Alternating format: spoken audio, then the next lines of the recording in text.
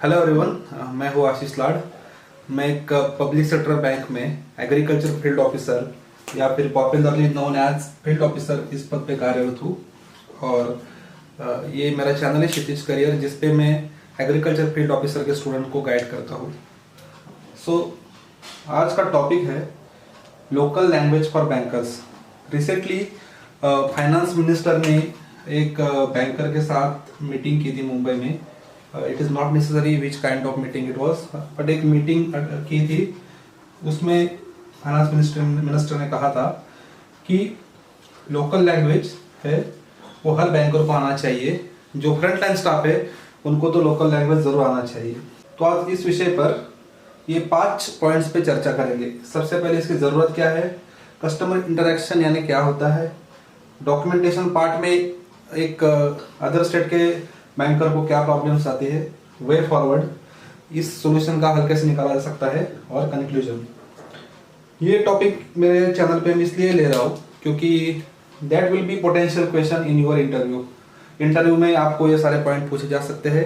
तो ना कि ये बस एग्रीकल्चर फील्ड ऑफिसर के लिए इम्पोर्टेंट है, बल्कि जितने भी बैंकर्स एग्जाम देने जा रहे हैं या फिर जो भी तैयारी कर रहे हैं एग्जाम की, उनके लिए ये जानना बहुत इंपॉर्टेंट है। क्योंकि हमारा जो बैंकर है उनका पोस्टिंग ऑल ओवर इंडिया होता है, ज़रूरी नहीं कि आपको होम स्टेट मिलेगा। तो let us discuss on this point. तो सबसे पहले मुद्दे पे चर्चा करेंगे कि do we need to learn local language. तो इसका सीधा जवाब है यस। पब्लिक सेक्टर बैंकर एक गवर्नमेंट एम्प्लॉय है और उसका पोस्टिंग है वो ऑल ओवर इंडिया कहीं पर भी हो सकता है। जैसे कि मेरे बारे में देखिए, आई एम फ्रॉम महाराष्ट्र और मैं ऑलरेडी उत्तर प्रदेश में काम कर चुका हूँ। Right now I am working in Karnataka. जब मैं यूपी में था तो बेसिकली हिंदी महाराष्ट्र में तो 5th क्लास के बाद हमने पढ़ी थी। But in case of Karnataka यहाँ पे तो कन्नड़ लैंग्वेज है, वो अभी उसके बारे में कुछ भी पता नहीं है। तो यहाँ पे काम करते समय हमको इतना ज़्यादा परेशानी नहीं थी। बट जब मेरा यहाँ पोस्टिंग हुआ है तो बहुत सारी चीज़ों में परेशानियों का सामना करना पड़ता है। तो सबसे पहले वो एक परेशानी आती है कि कस्टमर इंटरेक्शन, कस्टमर के साथ इंटरेक्ट कैसे करें।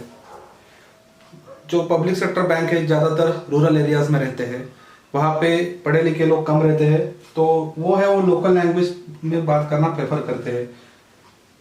उनसे हम ये नहीं कह सकते कि आप हिंदी में बात करिए या फिर आप इंग्लिश में बोलिए। It is very difficult to tell them. तो वो हमेशा अपने लोकल भाषा में बात करेंगे और उसको समझना बहुत ज़रूरी है। क्योंकि एक बैंकिंग में एक सर्विस सेक्टर है, एक कॉर्पोरेट सेक्टर भी है, वहाँ हमको नफ़ा कमाना है। We have to earn profit, it is our main motto. तो ये जो हमारे कस्टमर है, ग्राहक है, वो जब सेटिस्फाई होंगे तभी वो अपने बैंक के पास आएंगे, हमसे ज़्यादा इंटरेक्शन करेंगे। यदि हम उनसे लोकल लैंग्वेज में बात करने लगेंगे तो उनको वो ज़्यादा अपनापन लगेगा। They will feel that it is their own bank. तो उनसे कस्टमर के साथ लोकल लैंग्वेज में इंटरेक्शन करना बहुत ज़रूरी है। देन है डॉक्यूमेंटेशन। बैंकर के लाइफ में ये सबसे इम्पोर्टेंट पार्ट है। ये बैंकर को खुद को बचाता है। डॉक्यूमेंटेशन जिसका प्रॉपर हो, उसको किसी भी तरह की परेशानी उसके करियर में कभी नहीं आएगी। But in case of other states ये जो है डॉक्यूमेंट्स वो भी लोकल लैंग्वेज में होते हैं। लाइक इन कर्नाटका ये सब कन्नड़ लैंग्वेज में है। तो ये पढ़ते समय हमको जैसे कि गूगल ट्रांसलेटर है, ऐसे ऐप का सहारा लेना पड़ता है। कभी कभी लोकल स्टाफ है, उनका हमको सहयोग लेना पड़ता है। तो नियरली हमको ज़्यादातर डिपेंड रहना पड़ता है इन सारी चीज़ों पे डॉक्यूमेंटेशन की जब बात आती है। यदि मुझको कन्नड़ लैंग्वेज पता होता, वो रीड करना आता या फिर मैं समझ पाता, तो डॉक्यूमेंटेशन का पार्ट है वो करने के लिए मुझको इन सारी चीज़ों पे डिपेंड रहना नहीं पड़ता, ये मैं खुद ही कर पाता।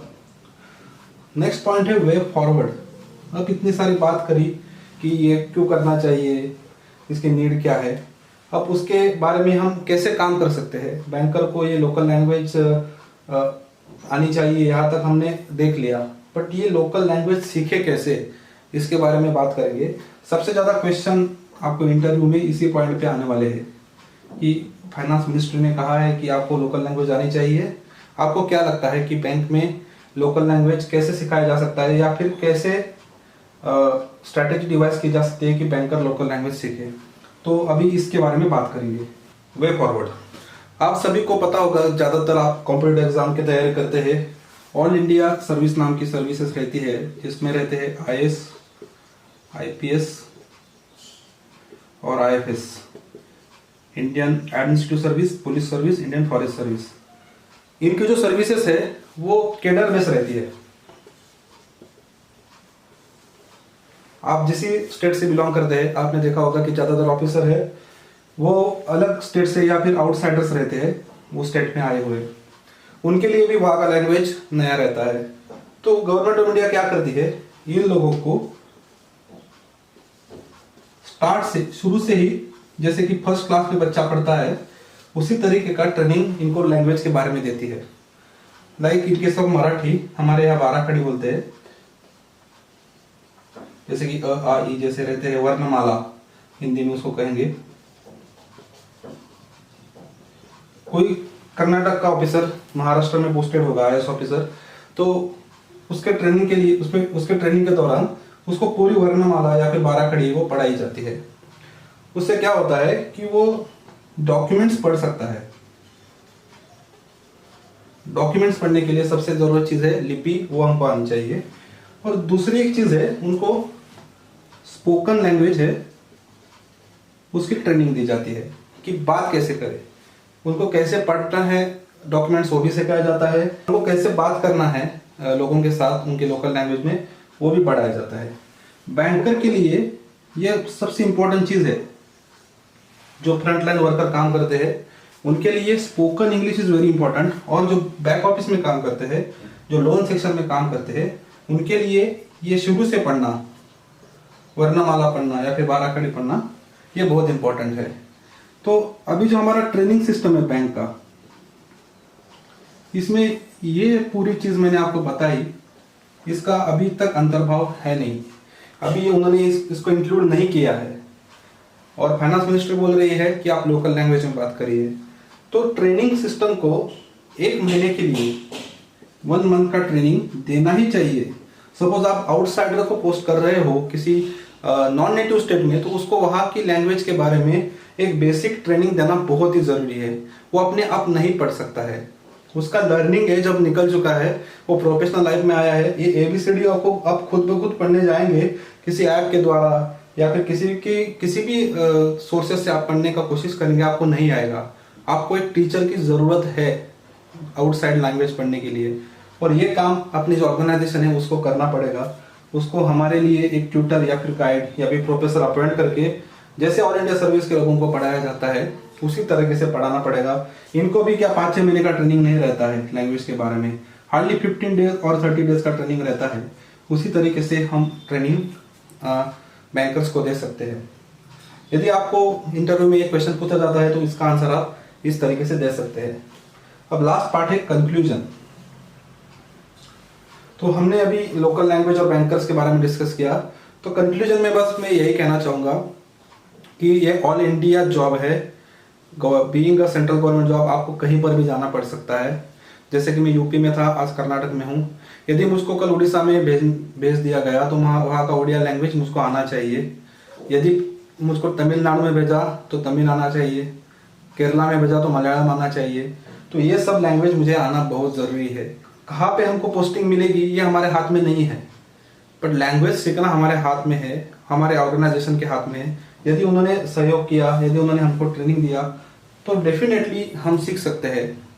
जो बैंक एग्जाम में सिलेक्ट होता है, वो जो स्टूडेंट है उसका IQ लेवल इतना अच्छा खासा रहता है कि वो एग्जाम क्रैक करके आता है, वो कोई भी लैंग्वेज आसानी से सीख सकता है।